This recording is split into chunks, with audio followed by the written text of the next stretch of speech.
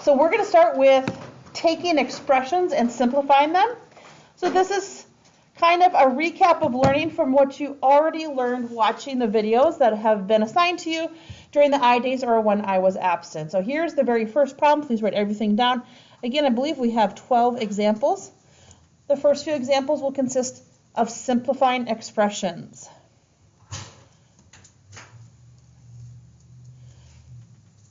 In this particular problem, I want to rewrite this in a way that the radical does not cover the denominator. Right now it covers both the numerator and the denominator.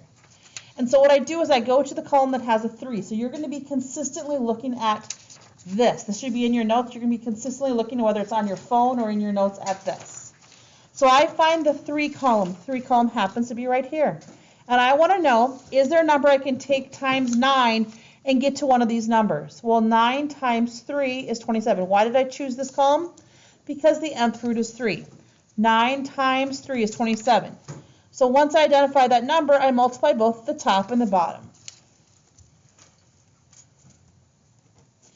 12 over 27, and now I break it apart. Cube root of 12 and cube root of 27. Okay, I can evaluate the bottom. So I find 27. I know the cube root of 27 is 3. I'm unable to simplify the numerator. This is a simplified form of this original expression. How did I get this 3 right here? This 3 here? This 3 right here? Sure. So I'm given 9 and I'm told the nth root is 3. So since the nth root is 3, I look in this column and I ask myself, can I take 9 times a number and get 8? No. Can I take 9 times a number and get 27? And I'd keep going until I find a number I can take 9 times that's within this column. Okay, that's if it is able to be reduced. Here's number 2. Number 2 is going to be just like example number 1.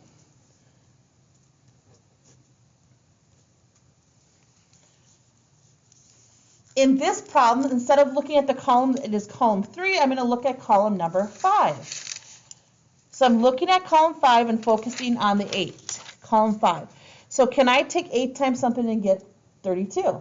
Yeah, 8 times 4. Whatever I do to the bottom, I must do to the top. 12 over 32. I cannot reduce the top, but I can evaluate the bottom. So the 5th root of 32, I find 32. The 5th root of 32 is 2. Now I do want to show you what a common mistake that I often see. I often see, so yes, this is the reduced version or simplified version of this original expression. I often see students do the following.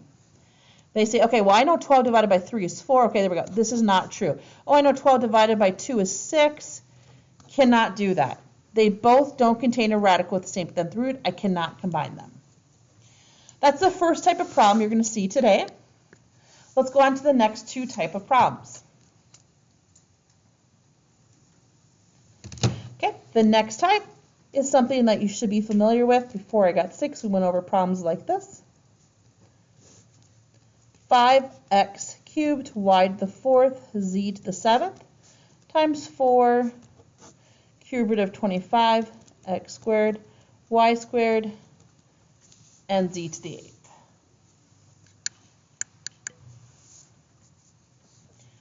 We are not solving. This is not what is the value of x that makes one side equal to the other. There's no equal sign. We're just simplifying. We're rewriting this in a different, more simplified manner. 3 times 4. 3 times 4 is 12. Because they have the same nth root, I can multiply them. 5 times 25 is 125. Then when you're working with the exponents, when you have the same base, you add. So 3 plus 2 is 5. 4 plus 2 is 6. And 7 plus 8 is 15. Okay, so I'm going to go to the column that has 3 and see if I find 125. I do. Cube root of 125 is 5. Now, how many groups of 3 can you take out of 5? The answer is 1.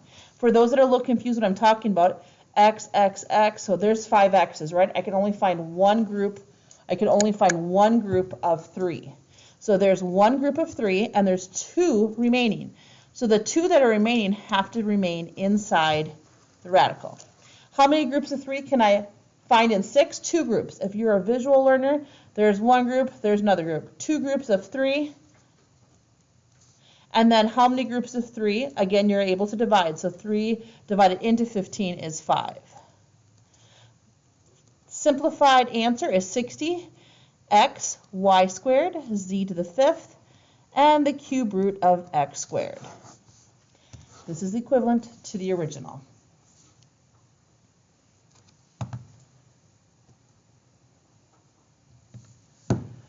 All right, I'm going to flip my paper around in just a second and do problem number 4. 4 is like problem number 3.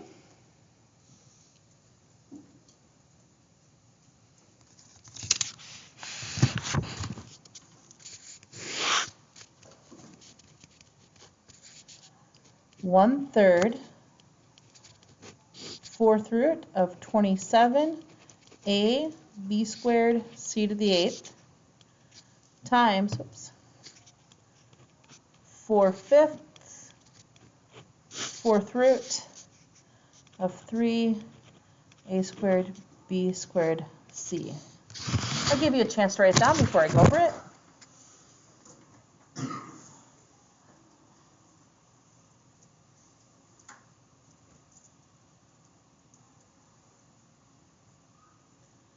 Does anybody need time for the previous example? Does anybody need time to write down the previous example?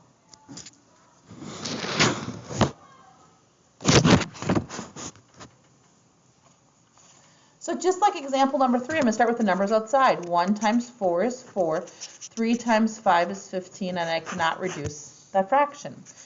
Okay, so I can combine by multiplying these two radicals because they have the same nth root. 27 times 3 is 81. There's a total of 1, 2, 3, a total of 3 A's. 1, 2, 3, 4, a total of 4 B's. 8 and 1 is a total of 9 C's.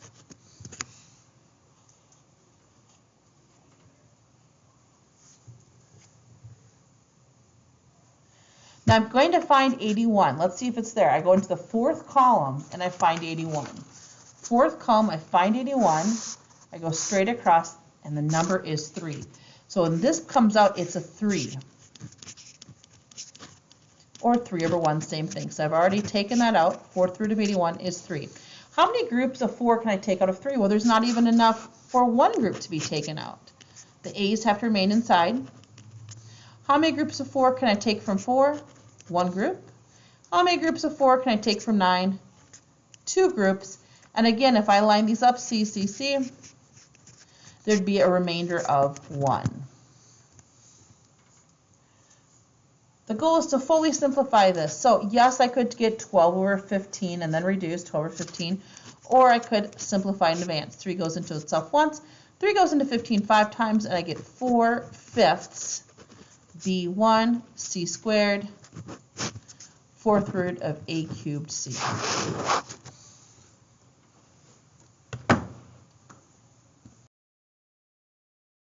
5. So again, our goal is to simplify this. So I'm going to write this all in the same form. Notice that here we have a radical and then there's no radicals in the second or the third term. So I can rewrite this first one as x to the 1 over 3. The nth term always goes in the bottom. X to the 4/5, x to the negative 1/10. And if you have forgotten this, what number is hiding out in front? It is a 2, so x to the 1/2. Now the rest really is going to be done on a calculator. We've already learned in your previous math classes that when you have the same base and you're multiplying, you add the exponents. So grab your calculator and we're going to add them. 1 divided by 3 in parentheses plus 4 divided by 5 plus negative 1/10. Now we don't want to write down a decimal and have to, unless it's terminating, we don't want to write down a decimal in which we would have to round. So I'm going to put it back into a fraction by hitting math, fraction, enter, enter. So the top is equivalent to the following. Again, when you're multiplying, you have the same base, you add the exponents. Now, when you have the same bases and you're dividing, you subtract. It's going to be the top, subtract the bottom. Top, subtract the bottom. Let's turn it back into a fraction. And here is my final answer, x raised to the 8/15.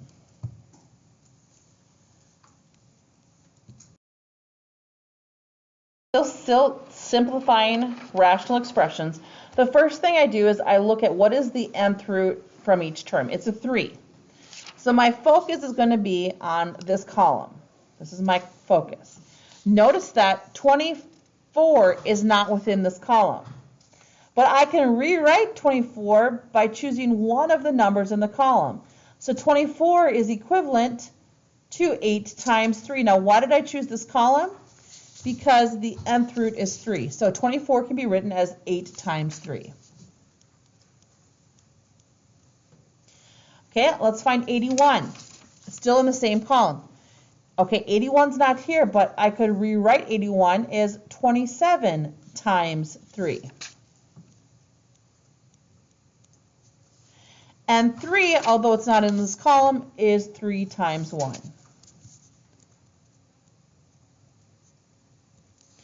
Now, I'm going to underline the 3 in each one of these, because the 3 is the number in each combination that does not belong in this column. So I see a 8, a 27, 8, a 27, and a 1. They all belong in this column. The 3s do not. So what am I going to do next? Okay, so I'm breaking this apart. There was already a 5 there. Then I'm going to write the cube root of 8 and the cube root of 3. So this just broke up into 8 and 3. The 2 was already there. Now I have the cube root of 27 and the cube root of 3. The 6 was already there. And now I have the cube root of 1 and the cube root of 3. Apart for students is often like, how do I know to break them apart? This is what you focus on. And you go, okay, I know I don't see a 27 or 24 here. So how can I rewrite 24 using one of these numbers? 8 times 3. Now here's how you can cheat. Once you do the first one, whatever number is not in that list is probably going to be the number that's used every single time if we can fully reduce this. Did everybody see that? So in my mind, I'm going, okay, I know 3 is not in that list. So 3 times what is 81? Oh, it's 27. And watch, 27's there. Okay, and 3 times what is 3? 1, and it's there. Okay, here we go. Look here, we're going to evaluate this part. What is the cube root of 8? Look at your list. Cube root of 8 is 2. So this is 5 times 2. 5 times 2 is 10. Okay, right here. What is the cube root of 27? What is the cube root of 27? Cube root of 27 is 3. What's 3 times 2? 6.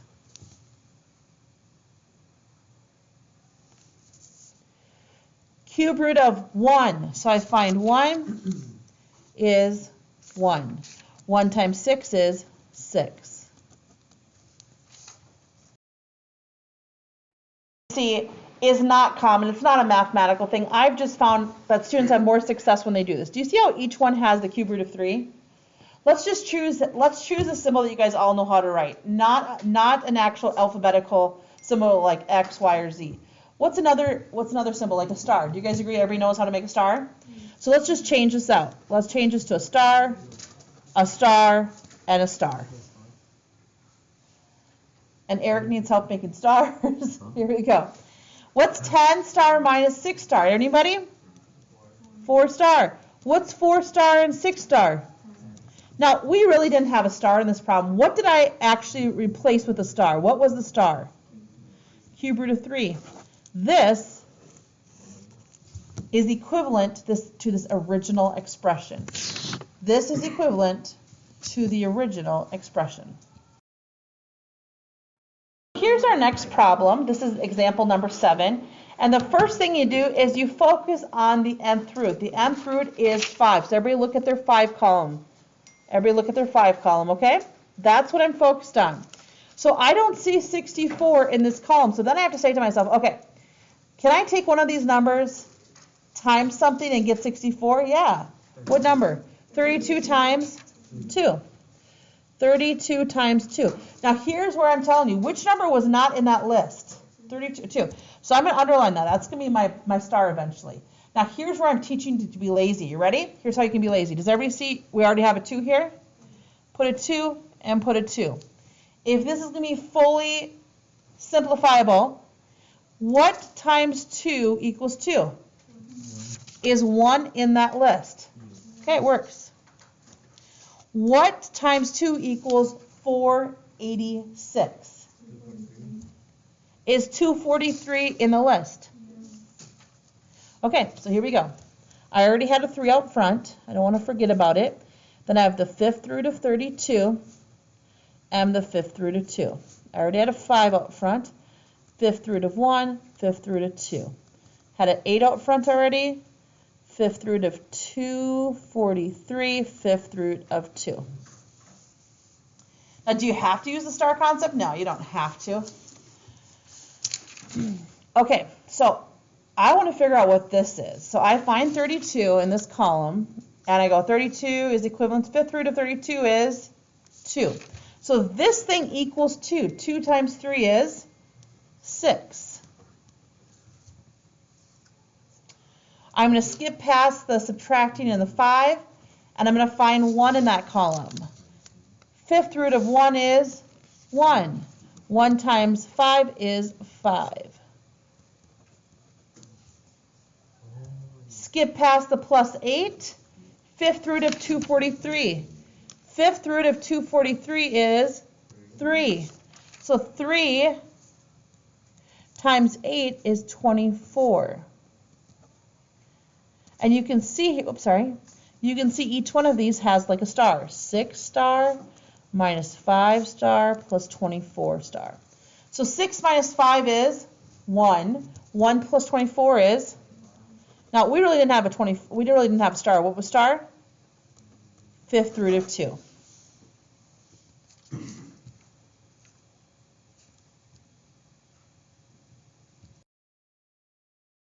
This is example number 8, and now we're transitioning from previously simplifying expressions to solving equations.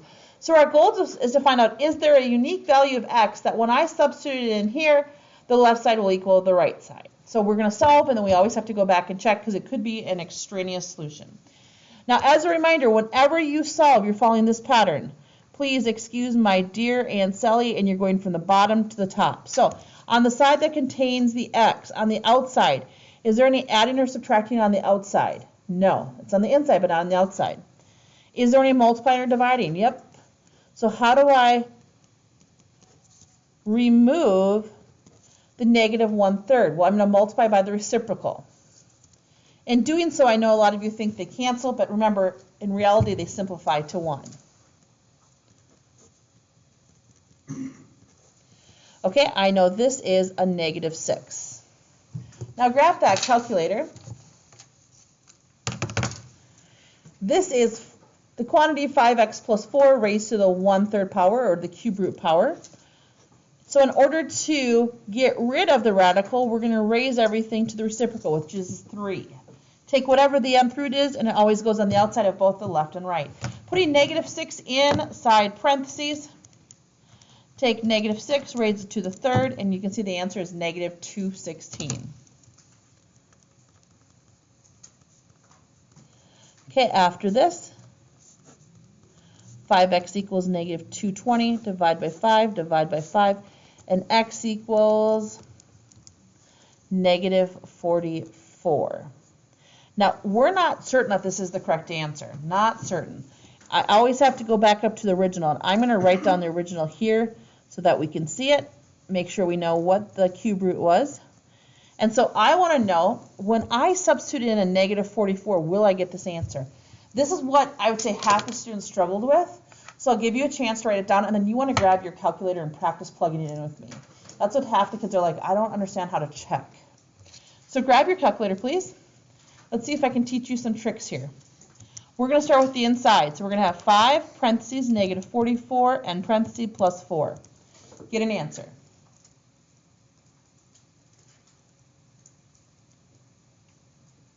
Now rewrite that into the system and put it in parentheses, -216 in parentheses. I want to take this and I want to raise it to the cube root. That means raise it, so hit the button above the division sign and do 1 divided by 3. Cube root is 1 divided by 3. Get an answer. That's this portion. And now take it times, so I'm going to take -6 times -1/3. Why -1/3? It's the value up front. I want to see, does the left side equal the right side? The left side has a value of 2, the right side have a value of 2. I just proved that -44 is the correct answer. Number 9 is -3 x plus 1 plus 5 equals -7. Remember, whenever you're solving, you're going to do PEMDAS, please excuse my dear Aunt Sally, last. Start here and work ourselves backwards. So on the side that contains the x, outside of the radical, is there any adding or subtracting? There is. So I need to subtract 5. And I end up with -12 is equal to -3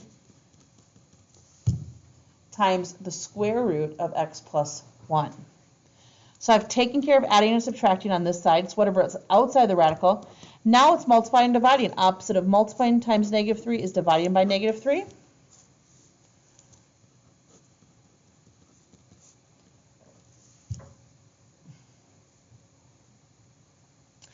Next, we're going to move on to the exponents. What is hidden here? We all want to say 1 all the time. But what's hidden here? A 2. So today we learned that when we're solving, we take whatever this is and we're going to raise it to that same numerical value. Why do we do that? Because then we're able to remove the radical. We have x plus 1 equals, well, 4 squared is 16, and I believe the answer is 15. Now, how do I know if that's correct? Well, with square roots, a lot of us can do mental math here. 15 plus 1 is 16. The square root of 16 is 4. 4 times -3 is a -12. And -12 and 5 is -7. Yeah, -7 does equal -7. This does work. Example number 10. In example number 10, whenever you have the radical and there's nothing in front of it or behind it, and if you're like, what is she talking about? Here's an example where something's in front of it, and here's an example when something's behind it. So all that exists is just simply the radical, okay? So when you have a radical on one side and a radical on the other side, nothing's in front or behind, and they have the same nth root, it's really nice. You just get to cross them out. These are problems you do in 20 seconds or less. You have x plus 3 equals 2x plus 5. I'm going to move the x over. I'm just doing simple algebra, basic algebra.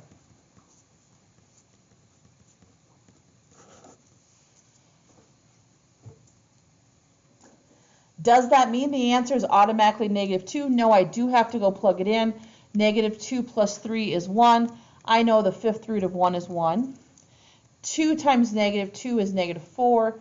-4 and +5 is 1. Again, I know the fifth root of 1 is 1. This does work. Example number 11. And our goal is to find, again, we're solving, is there a unique value of x? So you're able to plug it in wherever you see the value of x here. So I plug it in here, and the left side equals the right side. Let's check. Well, I know the hidden value here is a 2. So the first thing I want to do is I want to remove this radical. So I need to do it to both sides.